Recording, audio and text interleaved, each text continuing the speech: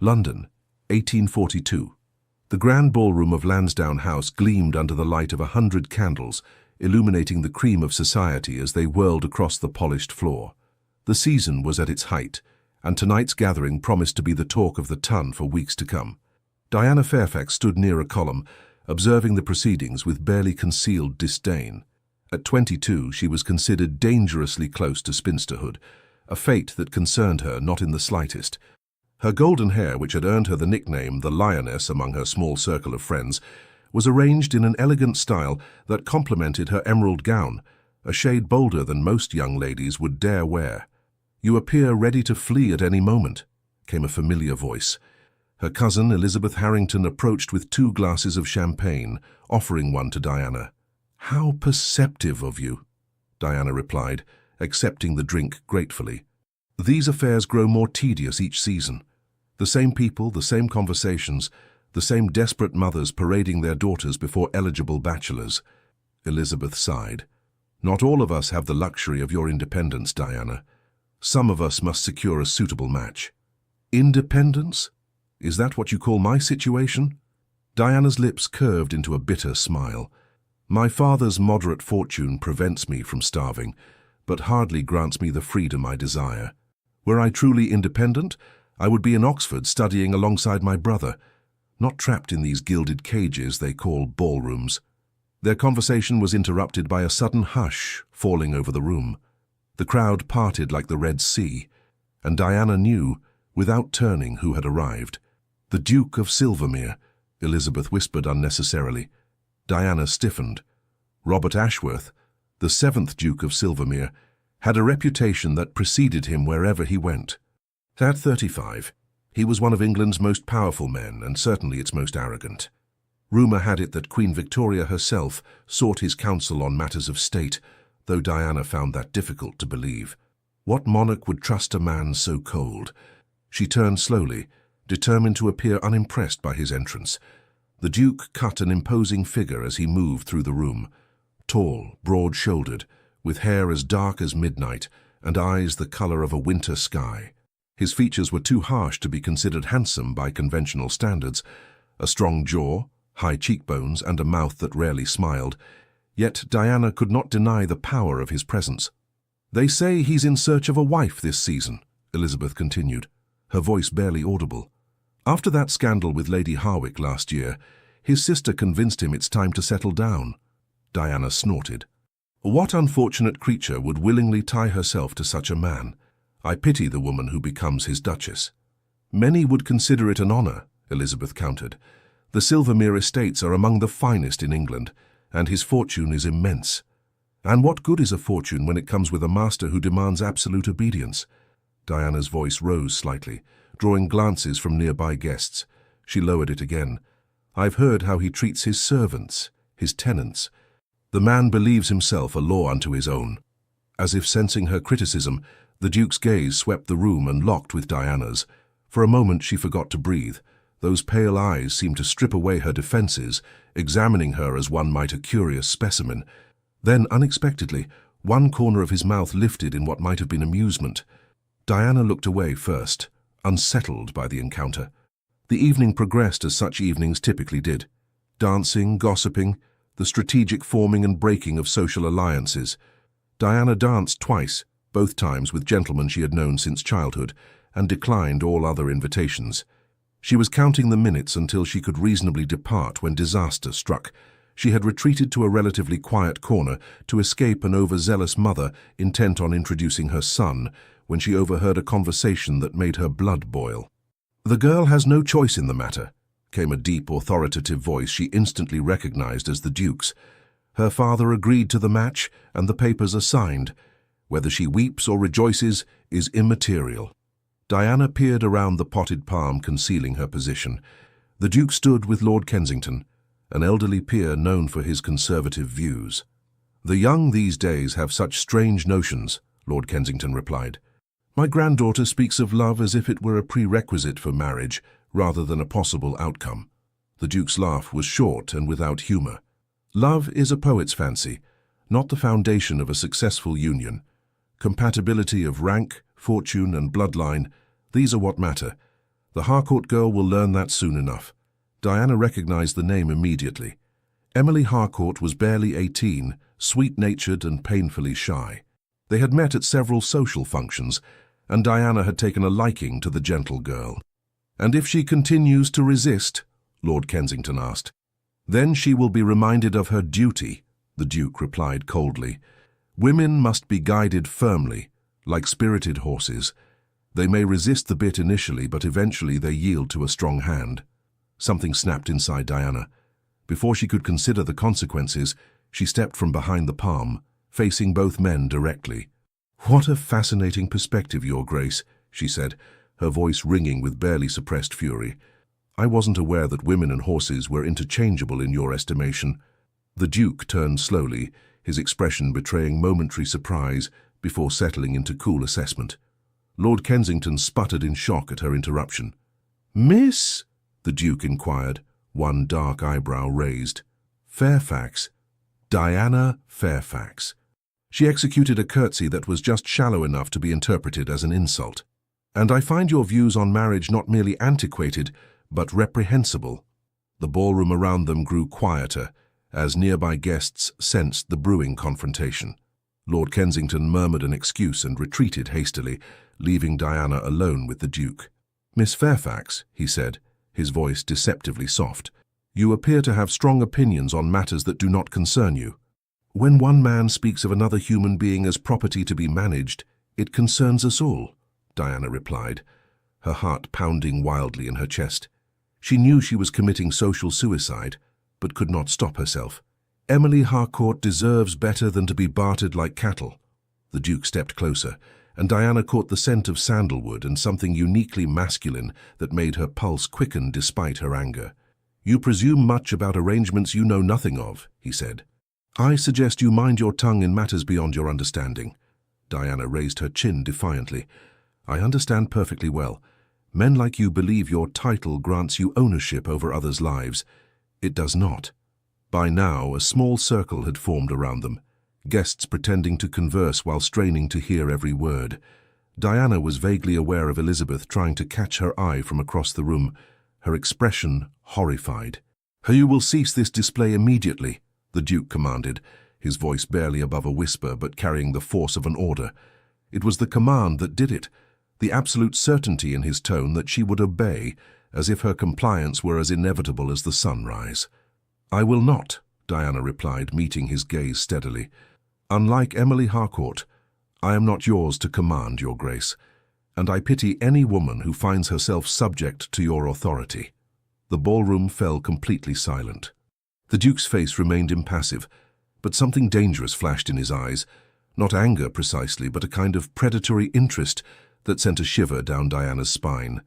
Then, unexpectedly, he smiled, not the tight social smile he had worn upon his arrival, but something darker, more genuine and infinitely more disturbing.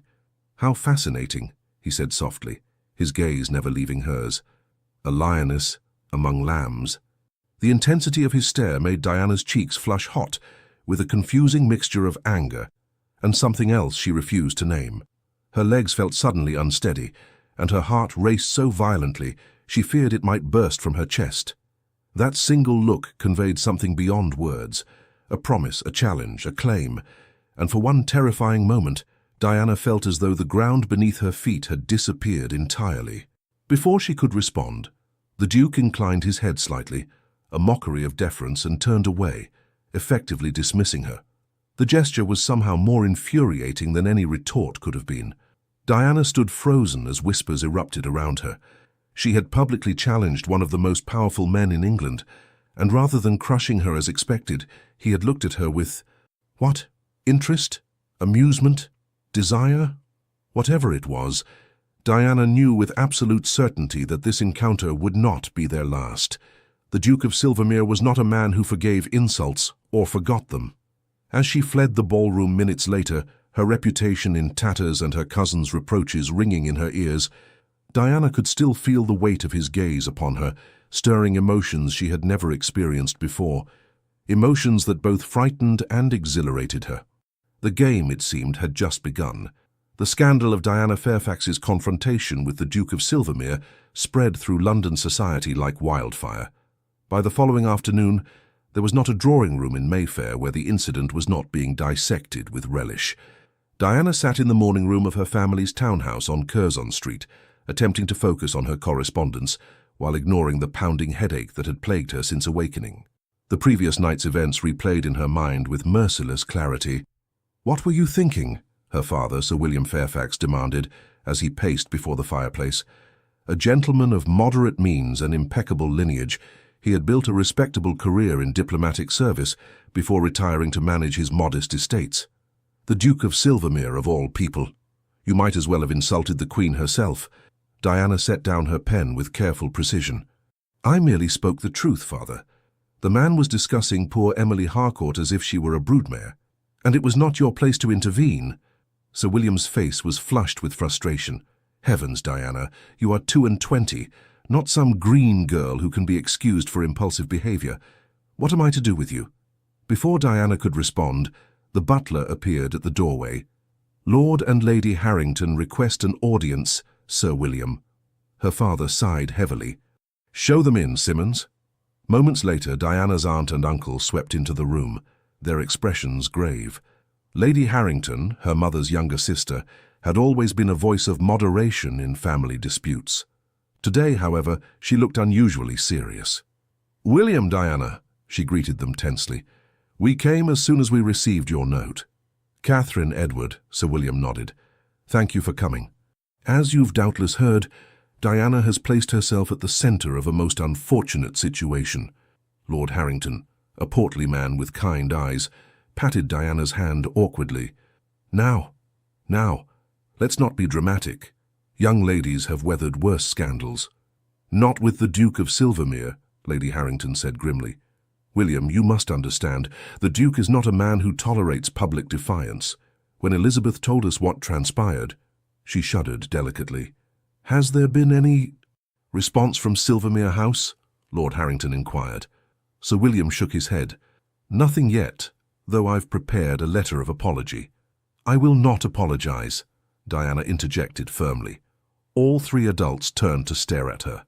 "I meant every word I said, and I would say it again." "You most certainly will not," her father exclaimed. "Diana, you cannot comprehend the damage you've done. The Duke's influence extends far beyond social circles. With a word he could ruin your brother's prospects at Oxford, dash my hopes for the land purchase in Kent. So we are to tolerate tyranny for the sake of advantage," Diana challenged. "That seems a poor bargain."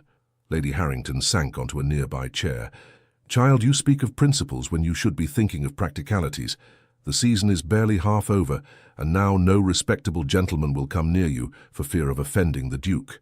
Diana was about to retort that she had little interest in the attentions of respectable gentlemen when Simmons appeared again, looking distinctly uncomfortable. "Sir William," the butler announced, his voice unusually strained. "His Grace, the Duke of Silvermere, requests an immediate audience." The room fell silent. Diana felt the blood drain from her face. "The Duke is here? Now?" Sir William whispered, aghast. "Yes, sir, in the entrance hall." Sir William straightened his waistcoat with trembling fingers. "Show him to the drawing-room. We shall attend him directly." As Simmons departed, he turned to Diana with a desperate expression. "You will apologize, daughter, immediately and sincerely. Our family's future may depend upon it." Diana rose shakily. Despite her brave words moments before, the reality of facing the Duke again sent a wave of anxiety through her. Still, she would not cower. "I will be civil," she conceded. "But I will not grovel." The drawing-room of the Fairfax townhouse, while tastefully appointed, paled in comparison to the grandeur the Duke surely enjoyed at his own residences. Diana was acutely aware of this as they entered, to find Robert Ashworth standing by the window, his tall figure silhouetted against the afternoon light. He turned as they entered, and Diana was struck again by the sheer force of his presence. Today he wore a perfectly tailored dark blue coat that emphasized the breadth of his shoulders, a gold waistcoat, and buff trousers. His cravat was tied with elegant simplicity, and a single diamond pin was his only adornment. He looked, Diana thought unwillingly, like a man who had no need to prove his worth through ostentation. "Your Grace," Sir William bowed deeply. "This is an unexpected honour." The Duke's gaze swept past him, past Lady and Lord Harrington, to settle on Diana with unnerving intensity. "Sir William," he acknowledged with a slight inclination of his head. "Lady Harrington, Lord Harrington, Miss Fairfax." Her name on his lips sent an inexplicable shiver through Diana. She cursed without meeting his eyes. "I trust you will forgive the intrusion," the Duke continued, "but after last night's encounter, I felt a private conversation was warranted." Sir William hastened to respond. "Of course, Your Grace, my daughter deeply regrets—" "Actually," the Duke interrupted smoothly, "I would prefer to speak with Miss Fairfax alone." A shocked silence followed his request. Propriety demanded that an unmarried woman never be left unchaperoned with a gentleman, particularly one with the Duke's reputation. "That would be most irregular, Your Grace," Sir William stammered. "With the door open, naturally," the Duke clarified, a hint of amusement in his voice. "I assure you, Sir William, your daughter's reputation is safe with me. What remains of it, that is." The subtle barb made Diana's head snap up, meeting his gaze directly for the first time. The challenge in those pale eyes was unmistakable. "I have no objection," she said, before her father could refuse again. "Father, Aunt, Uncle, please allow us a moment." After further protests and assurances, the three reluctantly withdrew to the hallway, leaving the drawing-room door conspicuously ajar. Diana could practically feel their anxiety radiating through the opening. For several long moments after they departed, the Duke said nothing, merely studying her with that same unsettling intensity he had displayed the previous night. Diana refused to fidget under his scrutiny, though her heart pounded traitorously. "You are either very brave or very foolish, Miss Fairfax," he finally said, his deep voice deceptively casual. "I've found those qualities are often indistinguishable, Your Grace," she replied. The corner of his mouth twitched. "Indeed." He moved away from the window, approaching until he stood just beyond the bounds of propriety. "Do you know why I'm here?" Diana lifted her chin slightly. "To demand an apology, I presume, or to threaten my family with ruin. Is that what you think of me?" The question seemed genuinely curious rather than offended. "I think you are a man accustomed to having his will obeyed without question," Diana answered honestly. "And I defied you publicly." He studied her for another long moment. "You misunderstand the situation between myself and Miss Harcourt." This was not what Diana had expected. "I heard what you said quite clearly, Your Grace. You heard a fragment of a complex arrangement and leapt to conclusions that suited your preconceptions," he corrected. "Emily Harcourt's father approached me 6 months ago, desperate for assistance. His estates are heavily mortgaged, his investments have failed, and his creditors are circling. He offered his daughter's hand to my younger cousin, Lord Edmund Russell, in exchange for my financial intervention." Diana frowned, confused by this revelation. "And you agreed to this bargain?" "I agreed to settle his most pressing debts and restructure the remainder, yes. In return, Lord Harcourt promised his daughter to my cousin, who has admired her from afar for nearly a year." "That doesn't change the fundamental issue," Diana insisted, though with less certainty than before. "Emily is still being traded like property." The Duke sighed, a surprisingly human gesture from such a formidable figure. "Miss Fairfax, the match would save her family from destitution and provide her with security.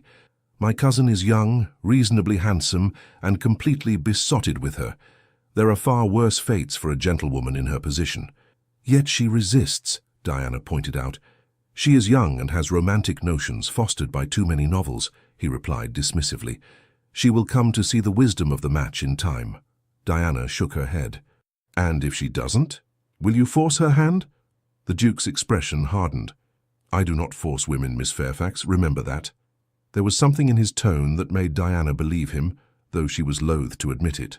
"Why are you telling me this?" she asked. "You owe me no explanations." He moved closer, close enough that Diana could see the varying shades of blue in his eyes, from pale ice at the edges to deeper cobalt near the pupils. "Because you interest me," he said simply. "Most of society cowers before my title. You challenged me without hesitation, defending a girl you barely know based on principle alone. It was refreshing." Diana wasn't sure how to respond to this unexpected admission. The Duke's proximity was distracting, making it difficult to maintain her composure. "So you aren't here to demand an apology," she managed. "Would you offer one if I did?" His voice had dropped lower, sending another inexplicable shiver through her. "No," Diana admitted. To her astonishment, he smiled, a genuine smile that transformed his severe features and made him appear years younger. "I thought not, which brings me to the true purpose of my visit." He withdrew an envelope from his inner coat pocket and held it out to her. An invitation. Diana accepted it cautiously, breaking the seal to find an elegantly penned invitation to a small dinner party at Silvermere House in 2 days' time. "You're inviting me to dine at your home?" she asked incredulously. "After I insulted you before half the ton." "Precisely because of that," he confirmed. "My sister, Lady Caroline Russell, is hosting. It will be an intimate gathering, no more than 12 guests. The Harcourts will attend, including Miss Emily. Perhaps you might form your own assessment of her situation." Diana stared at the invitation, thoroughly confused by this turn of events. "I don't understand you, Your Grace." "Few do," he replied, and there was something like weariness beneath his confident exterior. "Will you come?" She knew she should refuse. The Duke of Silvermere was dangerous, not in the way of rake-hells who seduced innocent maids, but in a deeper, more fundamental way. He represented everything she opposed: privilege without accountability, power without restraint, tradition without progress. Yet she was undeniably drawn to him, and not merely by his commanding presence. There was complexity beneath his aristocratic arrogance, glimpses of a mind that might perhaps be reasoned with. "Yes," she heard herself say, "I will come." Something flashed in his eyes, satisfaction perhaps, or triumph. "Excellent. My carriage will collect you at 7. Before she could protest this high-handed arrangement, he bowed precisely and moved toward the door. He paused on the threshold, turning back to her with that same enigmatic half-smile. "Until then, Miss Fairfax, I look forward to continuing our discussion." As he departed, exchanging brief pleasantries with her anxious family in the hallway, Diana sank onto a nearby settee, the invitation clutched in her hand. What had she done? More importantly, what game was the Duke playing? She recalled the intensity of his gaze, the way it made her feel simultaneously exposed and exhilarated. No man had ever looked at her with such focused attention, as though she were a puzzle he was determined to solve. Diana Fairfax, who prided herself on her independence and clear thinking, was forced to admit an uncomfortable truth. For the first time in her life, she was out of her depth. And the most disturbing part? A treacherous part of her was eager to wade into deeper waters still. Diana had changed her gown 3 times before settling on a creation of deep burgundy silk that her father had purchased during his diplomatic posting in Vienna. The colour was perhaps bolder than was strictly proper for an unmarried lady, but Diana had long since abandoned concerns about appearing conventional. As the Duke's carriage delivered her to the imposing facade of Silvermere House on Berkeley Square, Diana fought to control her nerves. The mansion was everything one would expect of a ducal residence in the heart of Mayfair, grand without being ostentatious, elegant yet unmistakably conveying power and wealth. A liveried footman handed her down from the carriage and escorted her up the marble steps. The entrance hall beyond was illuminated by a magnificent crystal chandelier, beneath which stood a woman Diana instantly recognized from her resemblance to the Duke, the same striking blue eyes, though set in a much warmer countenance. "Miss Fairfax," Lady Caroline Russell greeted her with genuine warmth. "How delightful to meet you at last. My brother has spoken of you." "Has he?" Diana could not keep the surprise from her voice. "All unflattering, I presume." Lady Caroline laughed, a musical sound that echoed in the vast hall. "Quite the contrary. Robert rarely notices anyone enough to mention them, yet he spoke of you at some length." She lowered her voice conspiratorially. "I believe you've made quite an impression." Before Diana could respond to this startling revelation, they were joined by a young man who shared Lady Caroline's colouring, but possessed a much more open, amiable expression. "Edmund, allow me to present Miss Diana Fairfax. Miss Fairfax, my son, Lord Edmund Russell." The young man bowed with an easy grace. "Miss Fairfax, I've heard all about your confrontation with my formidable cousin. Absolutely splendid. About time someone stood up to him." "Edmund!" his mother admonished, though her eyes twinkled. "Do not encourage rebellion in our guest." "Where is the Duke?" Diana asked, glancing around the entrance hall. "Attending to some business correspondence before dinner," Lady Caroline replied. "He asked that we proceed to the drawing room. The other guests have already arrived." The drawing room of Silvermere House was a study in refined elegance. Decorated in shades of blue and gold, with priceless artwork adorning the walls, it somehow managed to feel intimate despite its grandeur. Diana quickly assessed the assembled company. Lord and Lady Harcourt, their daughter Emily, several other peers and their wives, and an elderly gentleman with intelligent eyes whom Lady Caroline introduced as Dr. Frederick Henderson, the Duke's former tutor and longtime friend. Diana made her way to Emily Harcourt, who sat somewhat apart from the others, her delicate features drawn with obvious tension. "Miss Harcourt," Diana greeted her softly, "I don't know if you remember me. We met at Lady Westerfield's musical last month." The younger girl looked up with surprise. "Miss Fairfax, of course I remember. You were kind enough to rescue me when I could not recall the composer of the sonata being discussed." Diana smiled. "Beethoven's Moonlight Sonata. A beautiful piece." "Indeed." Emily glanced nervously toward her parents, who were engaged in conversation with one of the peers. I heard what happened at the Lansdowne ball, that you defended me to the Duke." Her voice dropped to a whisper. "No one has ever stood up for me before." Something in the girl's tone struck a chord in Diana. "Is it true that you object to the match with Lord Edmund?" Emily's pale cheeks flushed. "I barely know him. And yet I am expected to pledge my life to him." She hesitated, then added in a rush, "They say it is my duty to save my family, that I am selfish to resist. Perhaps they are right." Diana studied the young woman thoughtfully. "And what do you think of Lord Edmund himself? Setting aside the circumstances, is he personally objectionable to you?" "No," Emily admitted. "He seems kind. He brought me flowers once and didn't mock me when I spilled tea in my nervousness."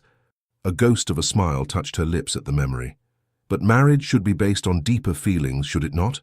On mutual respect and love." "Ideally, yes," Diana agreed, "though such matches are rare in our circles." Their conversation was interrupted by the arrival of the Duke. He entered the drawing room with the quiet authority that seemed to accompany him everywhere, immediately drawing all eyes. Diana noted how the other guests straightened imperceptibly in his presence, all except Dr. Henderson, who regarded his former pupil with obvious affection, untinged by deference. The Duke's gaze swept the room and locked with Diana's. For a moment, the same electricity she had felt at their previous encounters crackled between them. Then he crossed to where she sat with Emily, bowing to both ladies. "Miss Fairfax, I'm pleased you could join us. Miss Harcourt, you look enchanting this evening." Emily murmured a shy thanks, her eyes downcast. Diana, however, met his gaze directly. "Your home is magnificent, Your Grace, though I confess I'm still puzzled by my inclusion among your guests tonight." "All will become clear during dinner," he replied cryptically. "Speaking of which," he offered his arm to Diana with a slight smile. "Would you do me the honor?" Tradition dictated that the host escort the highest-ranking lady to dinner, not a baronet's daughter of modest means. Diana noted the surprise on the other guests' faces as she placed her hand on the Duke's arm. "You enjoy creating a spectacle, don't you?" she murmured, as he led her toward the dining room. "Only when it serves a purpose," he responded, his voice equally low. "And tonight it does." The dining room was as impressive as the rest of the house, dominated by a long mahogany table that could have seated 30, but was set for their intimate party of 12. Diana found herself placed at the Duke's right hand, a position of honor that drew speculative glances from the company. Across from her sat Lord Edmund, with Emily Harcourt beside him. As the first course was served, Diana observed the young couple surreptitiously. Lord Edmund made several gentle attempts to engage Emily in conversation, his manner respectful and attentive. The girl responded hesitantly at first, but gradually seemed to relax in his company. "You're watching them closely," the Duke noted, his voice pitched for Diana's ears alone. She turned to him, surprised by his perception. "I'm concerned for her happiness." "As am I," he replied, which was not the answer Diana expected. "Contrary to what you may believe, Miss Fairfax, I do not delight in forcing unhappy matches." Diana raised an eyebrow skeptically. "Yet you arranged this one." I facilitated a solution to the Harcourt's financial difficulties, he corrected. The match was Lord Harcourt's suggestion, not mine, and Edmund was quite enthusiastic about the prospect. But did anyone consider Emily's feelings? Diana pressed. The Duke's expression remained impassive, but something flickered in his eyes. That is partly why you are here tonight. Observe them, Miss Fairfax. Tell me what you see. Puzzled by his request, but intrigued nonetheless, Diana turned her attention back to Emily and Lord Edmund. As the dinner progressed, she noticed subtle changes in their interaction. Emily's responses became more animated, her shy smiles more frequent. When Lord Edmund leaned closer to share some observation that made her laugh softly, a genuine warmth suffused her features. They could suit, Diana admitted reluctantly, given time and proper acquaintance. But that doesn't justify the arrangement, the Duke finished for her. Perhaps not, but consider the alternatives, Miss Fairfax. Without intervention, the Harcourts would lose everything. Emily would be forced to seek employment as a governess or companion, positions that often lead to far greater suffering than an arranged marriage to a kind young man of means. Diana frowned. That may be true, but it doesn't make the current system just. Women should have more options than merely choosing which form of dependency to accept. To her surprise, the Duke did not immediately dismiss her argument. You speak of ideals, Miss Fairfax. Ideal in realities. The world as it is, not as we might wish it to be. Nothing changes if we all accept that philosophy, Diana countered. The world remains unjust because those with the power to change it refuse to do so. An interesting perspective, he murmured. Tell me, what would you do in my position? The question caught Diana off guard.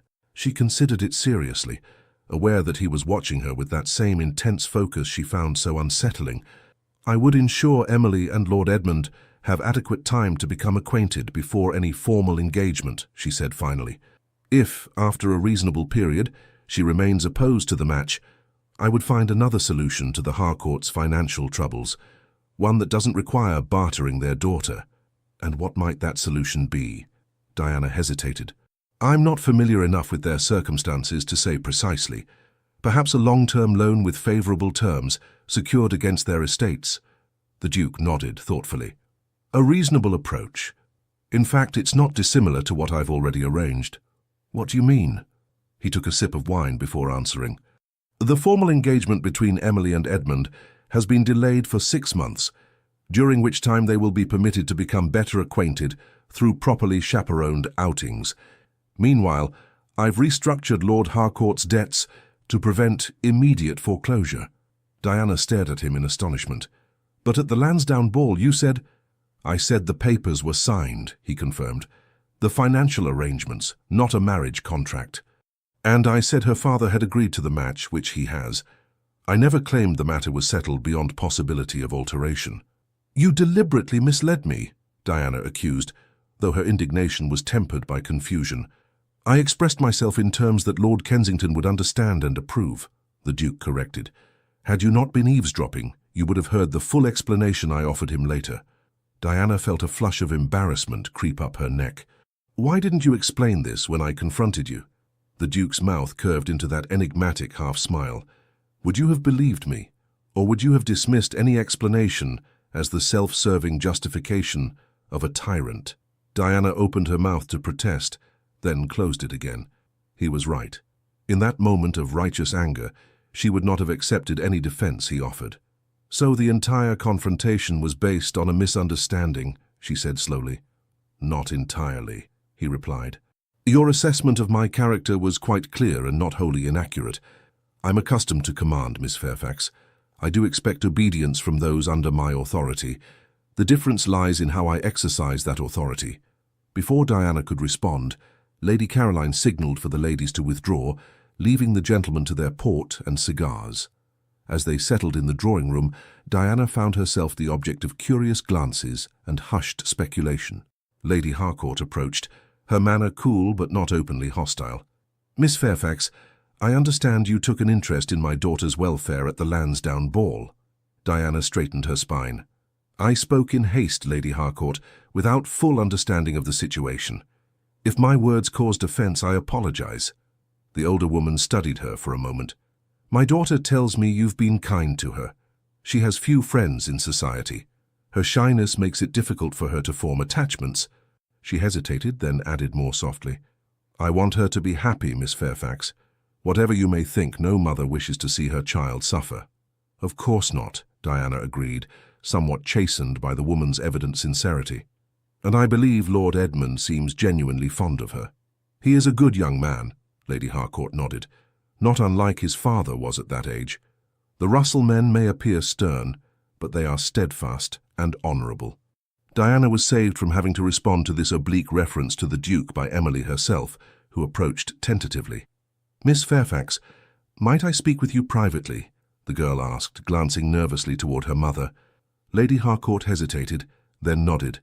Just there by the window. I shall be watching, mind you. Once they were seated on a small settee partially concealed by heavy velvet curtains, Emily clasped Diana's hands tightly. I must tell you something, she whispered urgently. After the Lansdowne ball, when word spread of your confrontation with the Duke, Lord Edmund came to call on me. He was different, more forthright than before. In what way? Diana asked, concerned. A faint blush colored Emily's pale cheeks. He said he'd heard how you defended me, and it made him realize he had been too passive in his courtship. He told me, her voice dropped even lower, that he had admired me since we were introduced last autumn, but feared his attention was unwelcome because of my reserve. And was it? Diana prompted gently. Emily's blush deepened. I thought him handsome from the first, but father had impressed upon me the importance of the match so severely that I felt trapped, as though my feelings were irrelevant to the arrangement. She looked up with unexpected determination in her soft brown eyes. Lord Edmund promised me that if, after 6 months of acquaintance, I truly could not bear the thought of marriage to him, he would release me from the engagement himself, regardless of his uncle's wishes. Diana's eyebrows rose in surprise. He would defy the Duke for your sake. He said some principles transcend even family loyalty, Emily replied, and that a marriage should be founded on mutual respect and affection, not obligation. A shy smile touched her lips. His words, not mine. Diana sat back, thoroughly confused by this revelation. The picture of the Duke as an unfeeling tyrant that she had constructed was becoming increasingly difficult to maintain. If he had raised his nephew to hold such views, the gentleman rejoined them shortly thereafter, and Diana found herself conversing with Dr. Henderson, the Duke's former tutor. The elderly scholar possessed a sharp mind and progressive views that surprised her. I've always believed education should be equally available to both sexes, he told her when she mentioned her brother's studies at Oxford. The female mind is every bit as capable as the male, often more so in my experience. A radical position, Doctor, Diana observed. Did you share these views with your ducal pupil? Dr. Henderson chuckled. Indeed I did, though Robert was a challenging student in those days. Brilliant but stubborn, with a tendency to question everything. His father, the previous Duke, was a harsh disciplinarian who believed knowledge should be acquired through rote memorization. I favored Socratic debate. His eyes twinkled. The old Duke nearly dismissed me when he discovered I was encouraging his heir to think for himself. Yet you remained his tutor, Diana noted. Thanks to Robert himself, the doctor confirmed. At 14, he informed his father that if I were dismissed, he would refuse to continue his studies with anyone else. It was the first time he openly defied the Duke. The old man's expression softened with remembrance. The boy had a strong sense of justice even then. It's still there, though perhaps obscured by the weight of his responsibilities. Diana glanced across the room to where the Duke stood in conversation with Lord Harcourt. You paint a different picture of him than society does, Doctor. Society sees the Duke of Silvermere, Dr. Henderson replied. I remember the boy Robert, who stayed up all night tending a lame hunting dog that the kennel master had condemned to be put down. By morning, he'd fashioned a splint for the creature's leg and convinced his father to spare it. He smiled at Diana's evident surprise. People are rarely as simple as we first judge them to be, Miss Fairfax. As the evening progressed, Diana found herself repeatedly drawn into the Duke's orbit. They exchanged observations on politics, literature, even the controversial topic of the new railway lines spreading across England. To her astonishment, She discovered that while his views were certainly conservative in many respects, he was not blindly opposed to progress. "Change is inevitable," he remarked during one such conversation. "The question is whether it will be guided by thoughtful consideration or driven by chaos." "And who decides what constitutes thoughtful consideration?" Diana challenged. "Those with the wisdom and experience to weigh consequences beyond the immediate moment," he replied without hesitation. "Which conveniently tends to be men of your rank and station," she countered. Instead of taking offense, he regarded her with that now familiar intensity. "Not always. Wisdom is not the exclusive province of any class. I have met foolish peers and sage commoners. Yet the former govern while the latter obey," Diana pointed out. "For now," he conceded, surprising her yet again. "But the world is changing, Miss Fairfax, whether we wish it or not. Those who cannot adapt will be swept aside." When the time came for the guests to depart, Diana found herself lingering, reluctant to end their conversation. The Duke appeared equally disinclined to see her leave, for he suggested a tour of his art collection, an unusual request at such a late hour, but one that Lady Caroline supported with a knowing smile that made Diana blush inexplicably. "You needn't accompany us, Caroline," the Duke told his sister. "I'm certain Miss Fairfax will preserve my reputation." Lady Caroline laughed. "It's your guest's reputation I'm concerned with, Robert. But very well, I shall bid our remaining guests good night. Do not keep Miss Fairfax too late. Her father will be concerned." Once they were alone in the long gallery that housed the Silvermere collection, Diana felt a strange tension between them, not uncomfortable, but charged with possibility. "You arranged this entire evening to change my opinion of you," she said as they paused before a magnificent landscape by Turner. The Duke did not deny it. "I arranged it to show you the truth, rather than the caricature you had constructed." "Why?" Diana turned to face him directly. "Why does my opinion matter to you?" He studied her for a long moment, his expression unreadable. "Perhaps because you are one of the few people who dared to express an honest opinion at all." Diana wasn't satisfied with this answer. There must be more to it than that. The Duke moved closer, close enough that Diana could see the subtle variations of color in his eyes, the faint lines at their corners that suggested he was not as impassive as he appeared. "From our first encounter, you have challenged me, questioned me, refused to yield to my rank or reputation," he said softly. "Do you know how rare that is? I am surrounded by people who either fear me or want something from me. You alone spoke to me as a man, not a title." The intensity of his gaze made Diana's heart race. "I spoke to you as an arrogant tyrant," she reminded him, though her voice lacked conviction. "You spoke to me as an equal," he corrected, "and in doing so, you saw me, not the Duke, but the man beneath." Diana swallowed hard, suddenly aware of how alone they were in the vast gallery, how improper their proximity, yet she couldn't bring herself to step away. "And what man is that?" she whispered. Something changed in his expression, a softening, a vulnerability she would never have believed him capable of. A man who has spent his life constrained by duty and expectations, who was taught from childhood that personal desires must always be sacrificed for the sake of position and responsibility. His voice dropped lower, a man who, until recently, had forgotten what it meant to want something for himself alone. "And what do you want?" Diana hardly recognized her own voice, breathless and uncertain. The Duke reached out slowly, giving her ample time to withdraw, and brushed a stray curl from her cheek. His touch was feather-light, yet it sent a shiver through her entire body. "I think you know," he murmured. The moment stretched between them, taut with unspoken possibility. Diana knew she should step back, maintain the proper distance, but she remained motionless, held captive by his gaze. "Your Grace," she began. "Robert," he interrupted, "when we are alone at least I would hear my name on your lips."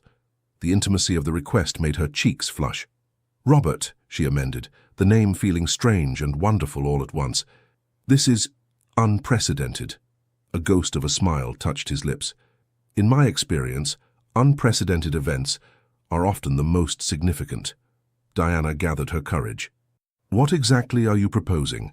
"At this moment, nothing improper," he assured her, though the heat in his eyes suggested otherwise. "But I would like permission to call on you tomorrow, properly, with your father's knowledge and consent." "To what end?" Diana pressed, needing clarity. "To better acquaintance," he replied. "To discovering whether this connection between us might develop into something more lasting." Diana's mind raced. The Duke of Silvermere, Robert, was effectively declaring his interest in courting her. It was beyond anything she could have imagined when she confronted him at the Lansdowne ball. The practical considerations alone were staggering. The social gulf between them was vast. Society would be scandalized. Some would claim she had entrapped him. And yet, there was something between them, an understanding, a recognition that transcended conventional courtship. When he looked at her, Diana felt truly seen for perhaps the first time in her life. "My father will think you've taken leave of your senses," she said finally. Robert's smile widened. "Possibly, but I believe he will consent nonetheless."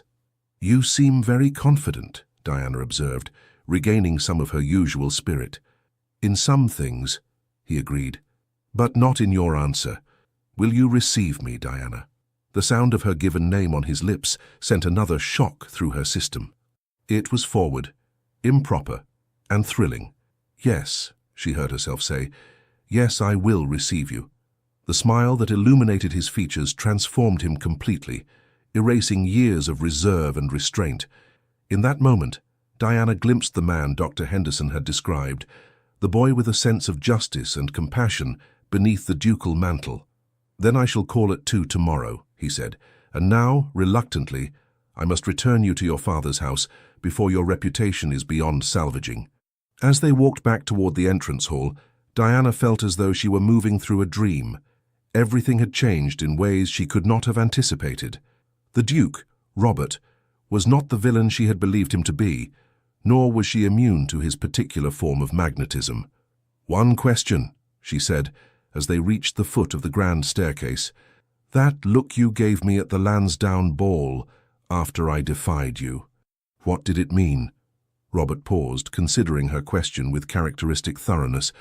"Recognition," he said finally. "I recognize something in you that I had been searching for without knowing it." His eyes held hers. "A spirit that would not yield to intimidation. A mind that would challenge my own. A heart that might, in time, beat in rhythm with mine." The poetic sentiment, so unexpected from such a seemingly pragmatic man, left Diana momentarily speechless. Before she could formulate a response, Lady Caroline rejoined them, effectively ending their private conversation.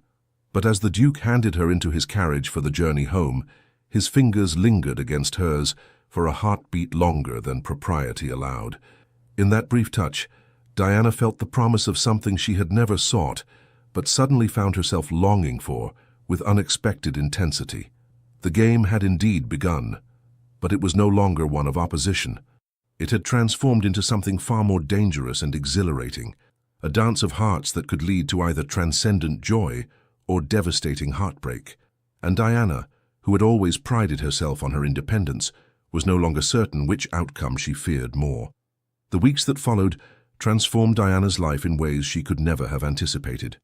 True to his word, Robert called upon her the next day, formally requesting Sir William's permission to court his daughter.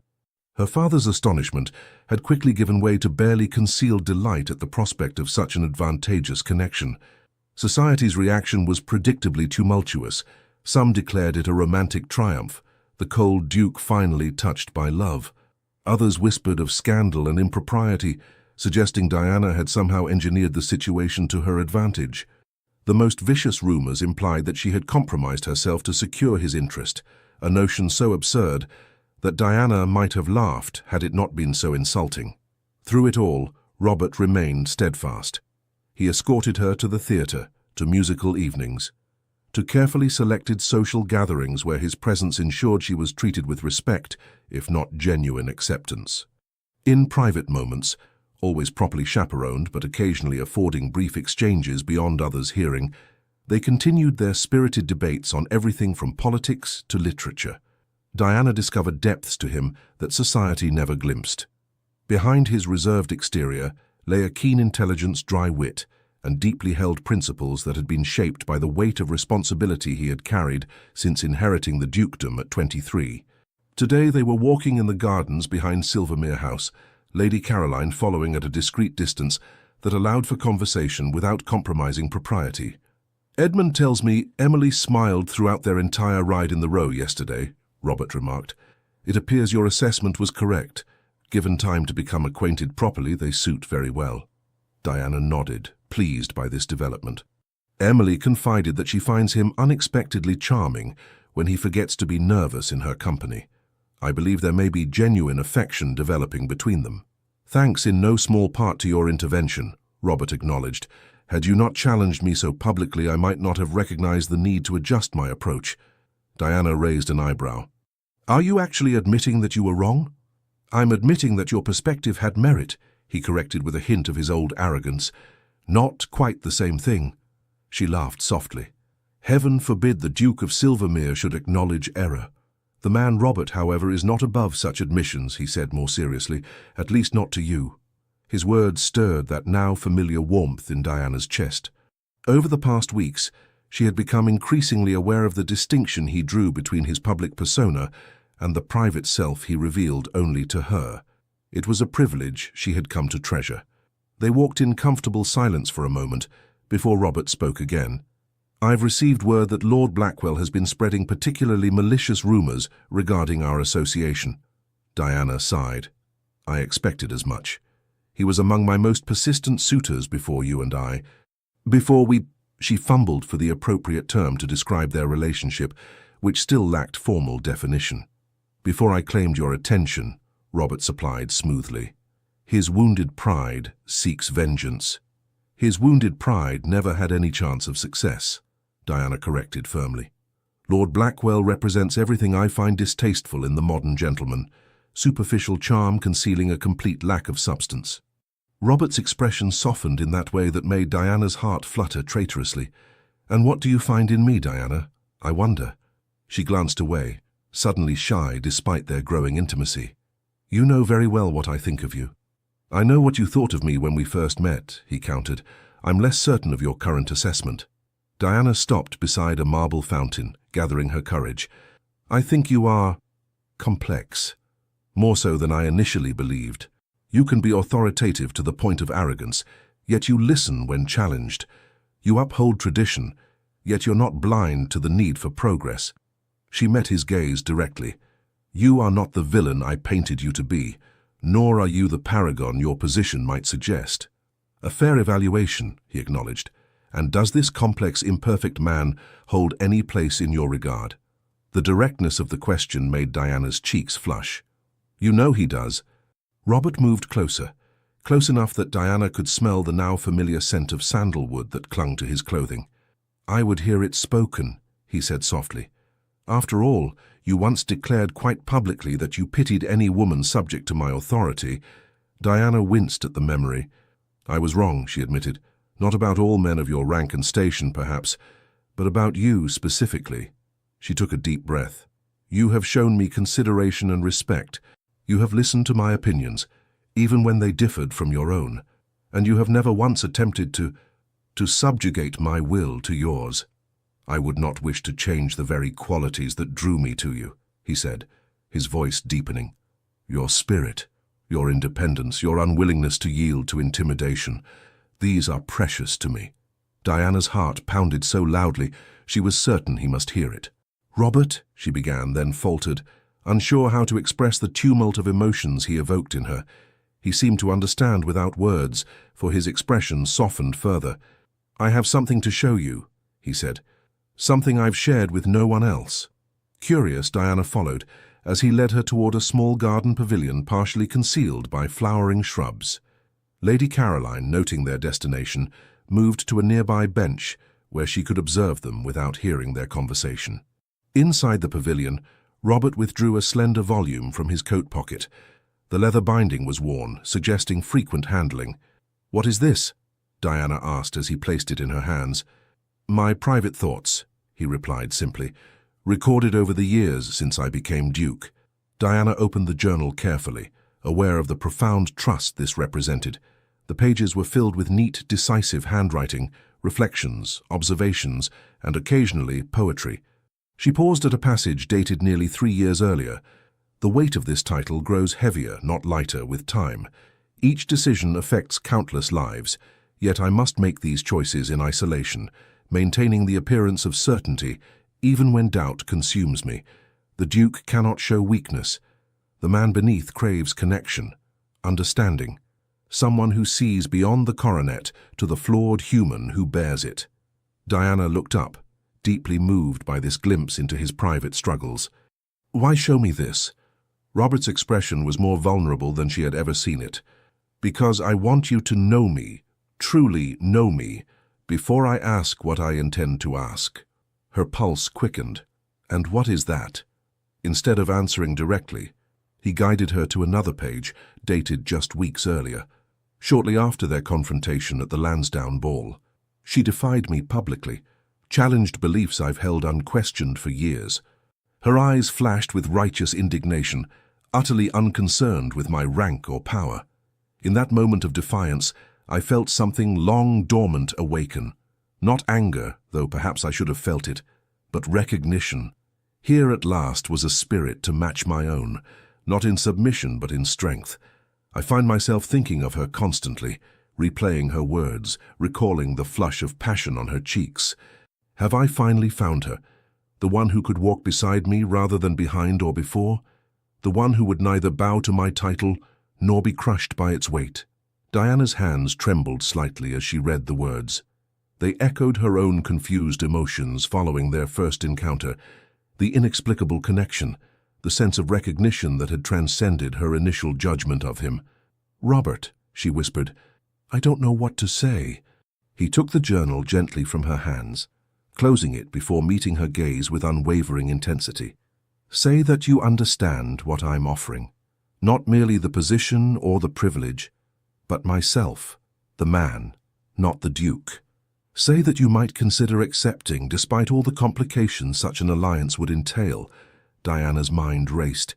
He was speaking of marriage, a possibility she had begun to consider in recent weeks, but had not dared articulate even to herself. The practical barriers were formidable. As Duchess, she would be subject to expectations and constraints that ran counter to everything she had valued in her independent life. "I would not be a conventional Duchess," she said finally. "I cannot promise to subjugate my opinions or principles for the sake of position." "I would not ask it of you," he replied without hesitation. "Indeed, it would be a profound disappointment if you did.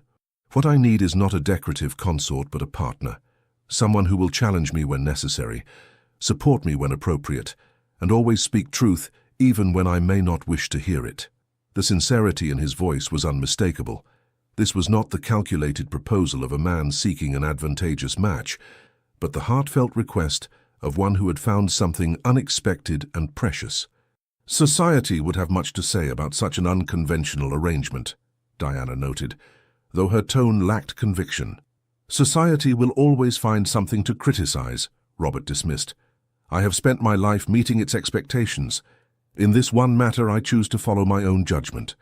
Diana studied him, this complex man who had transformed from adversary to suitor through a remarkable journey of mutual discovery. The Duke of Silvermere still possessed the authority and pride that had initially repelled her, but she now understood the weight of responsibility that had shaped those qualities. Moreover, she had glimpsed the man beneath, thoughtful, principled, and capable of growth. More significantly, she had discovered her own feelings that had evolved from antagonism to respect to something far deeper and more profound. When had it happened? Perhaps during their spirited debates, or in those moments when his guard lowered and he showed her glimpses of the boy Dr. Henderson had described, or in the countless small ways he had demonstrated his regard for her mind as well as her person. "You haven't actually asked me anything yet," she pointed out, a hint of her characteristic spirit returning despite the emotional intensity of the moment. A genuine smile transformed his features, that rare, unguarded expression that made him appear younger and more approachable. "Ever precise, Miss Fairfax." He took her hand in his touch warm and steady. "Diana, would you do me the honor of becoming my wife? Not because I am a duke or you are a suitable match, but because we have found in each other something neither of us expected to find. A meeting of minds, a recognition of spirits, perhaps even," he hesitated briefly, "a joining of hearts."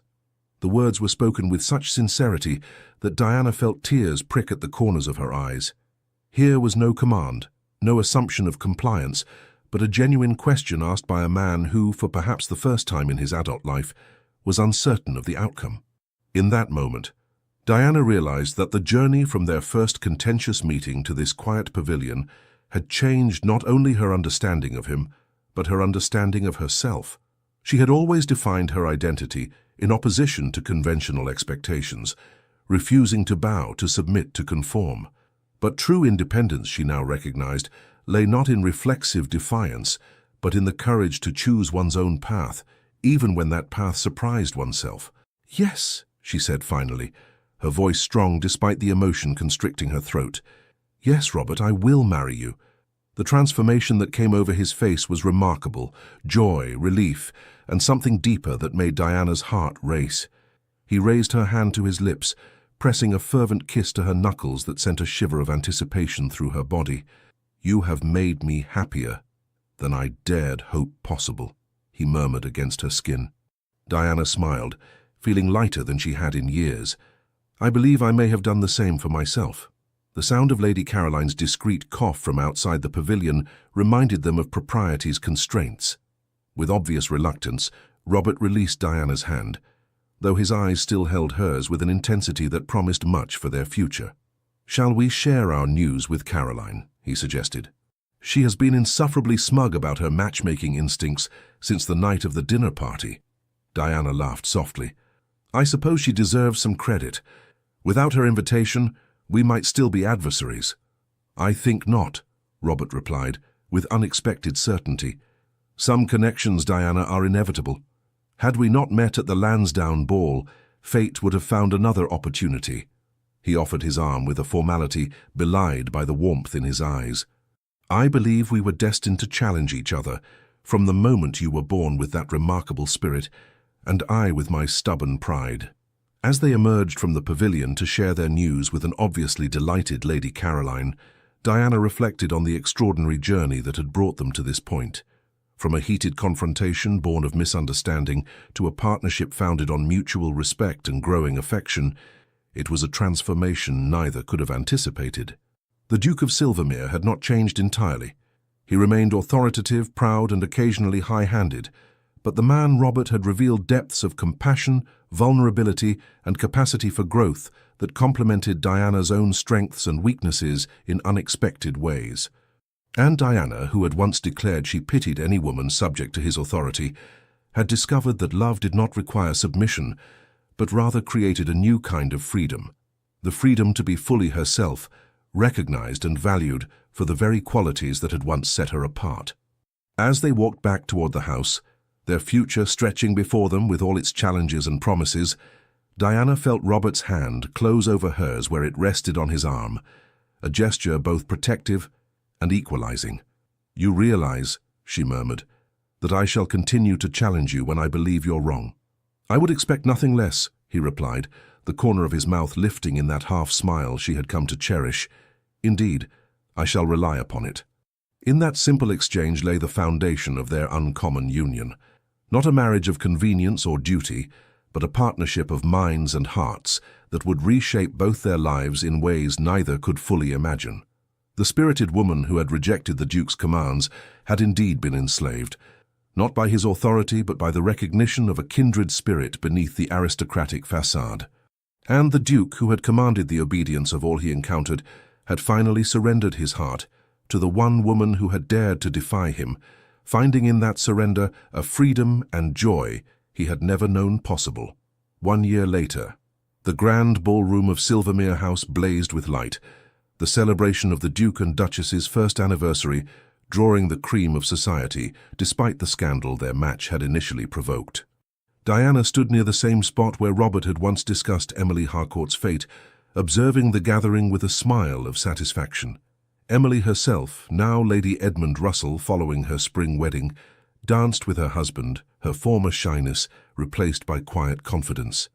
Lord and Lady Harcourt, their financial situation stabilized through Robert's intervention, conversed comfortably with other guests, the shadow of impending ruin long dispelled. "Contemplating your handiwork," came Robert's voice as he approached, offering Diana a glass of champagne. "Our handiwork," she corrected, accepting the drink. "Who would have thought that one confrontation could lead to so much happiness?" Robert's gaze softened as it always did when they were together. "I knew from that first moment, when you looked at me with such magnificent disdain, that you would change my life. I simply didn't realize how completely." Diana laughed softly. "And I never imagined that the man I considered the embodiment of aristocratic arrogance would become my greatest ally." "Ally, confidant, husband," Robert enumerated, taking her free hand in his. "And still occasionally arrogant, as you remind me with gratifying regularity." "Someone must keep you humble," she teased. "The burden of a dukedom tends to inflate one's sense of importance." His smile deepened. "A burden made infinitely lighter by sharing it with you." The year of their marriage had indeed transformed them both. Robert had maintained his authority while learning to consider perspectives beyond the narrow confines of his rank and upbringing. Diana had preserved her independence while discovering the joy of partnership with a man who valued her mind as much as her heart. Together, they had begun cautious reforms on the Silvermere estates, establishing a school that educated both boys and girls, improving conditions for tenants, and using Robert's influence in the House of Lords to advocate for measured progress rather than blind adherence to tradition. Society had eventually accepted their unconventional union, particularly as Diana proved herself a duchess of uncommon intelligence and grace, if not always strict adherence to protocol. The ton might raise eyebrows when she expressed political opinions or defended causes they considered inappropriate for a lady's attention, but Robert's unwavering support silenced the worst critics. "Shall we dance?" he suggested now, setting aside their glasses. "I believe they're playing the waltz that was performed the night you first rejected my commands."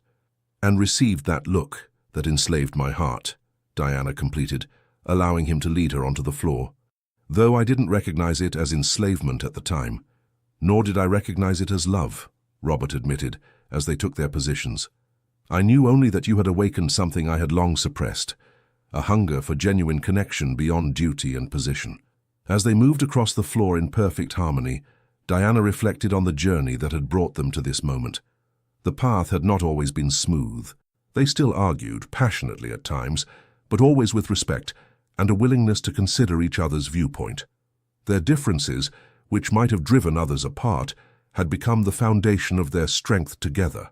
"What are you thinking?" Robert asked, noting her contemplative expression. Diana smiled up at him, her heart full. "That sometimes the greatest act of independence is choosing to bind oneself to another, when that bond elevates rather than diminishes both parties." Robert's arm tightened slightly around her waist. "And has our bond elevated you, my unconventional Duchess?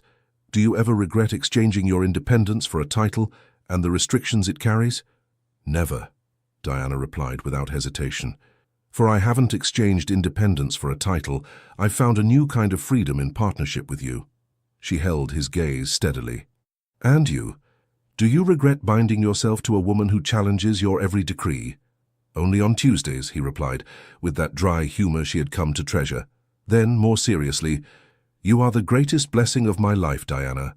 You've brought light and purpose where there was only duty and obligation." As the music swelled around them, Diana recognized the truth of their unlikely journey. She had rejected the Duke's commands that fateful night at the Lansdowne ball, but in doing so, had set in motion a transformation neither could have foreseen. The look that had enslaved her heart had not been one of domination, but of recognition, one soul recognizing its counterpart across a crowded room. And in that recognition, both had found not subjugation, but liberation, the freedom to be fully themselves, accepted and cherished precisely for the qualities that set them apart. As Robert guided her through the final turns of the dance, Diana knew with absolute certainty that their story was just beginning. The Lioness and her Duke would continue to challenge each other, support each other, and grow together for all the years to come, writing their own rules for a marriage founded not on convention, but on the rarest and most precious of connections, a true meeting of hearts and minds. The end. Dear listener, the embers of our story still glow in the darkness as Diana and Robert find their way home to each other. But what about your journey? You've navigated decades of life's winding paths, some smooth, others jagged with unexpected turns. There's a particular courage that only emerges in life's second act. It's not the brash boldness of youth, but something finer, a quiet certainty that comes from having survived disappointments and celebrated triumphs. Like weathered hands that can still create beauty, you carry this distinct strength. When the Duke finally saw Diana clearly, he discovered something society had overlooked. I wonder how many have missed the remarkable person you've become, the one who learned to laugh at setbacks, who knows that forgiveness saves the forgiver first, who understands that true elegance isn't perfection but grace amid imperfection. Tonight, as silence envelops your room, remember this. Your value has never diminished with age, it has compounded. While others chase fleeting pleasures, you've earned something far more precious, the ability to distinguish between what matters and what merely glitters. Your hands may bear the marks of time, but they're all the more beautiful for having held others through grief, applauded others' successes, and created moments of meaning. Your heart, perhaps bruised by loss or disappointment, still beats with remarkable resilience, a testament to your enduring spirit. When sleep evades you, know that the darkness holds no power over a soul that has learned to find light within itself. Your life story contains chapters of wisdom that the young can only hope to someday write. May you rest wrapped in the certainty that you are not merely surviving these days, you are illuminating them. Your presence in this world matters in ways both seen and unseen. The tapestry of your life continues to unfold, in patterns too intricate to be captured in youth alone. Sleep deeply, dream vividly, and wake tomorrow knowing that, like the finest wine, you've only grown richer with the passing years. With profound admiration for the masterpiece that is your continuing story, Legends of the Fall Team. Thank you so much for staying with us until the end of this story. We hope Diana and the Duke of Silvermere reminded you that love can be both strength and surrender, that true partnership means being seen, challenged, and cherished for who we are. If this tale touched your heart, please subscribe, like, comment, and share it to help our channel grow. From the bottom of our hearts, your support keeps us motivated to keep telling new stories, stories filled with love, redemption, and unforgettable twists. And don't leave just yet. At the end of this video, another story from our channel will appear. Click and be surprised by another moving tale just as emotional and beautiful as this one. Thank you for being here. The Legends of the Fall Team.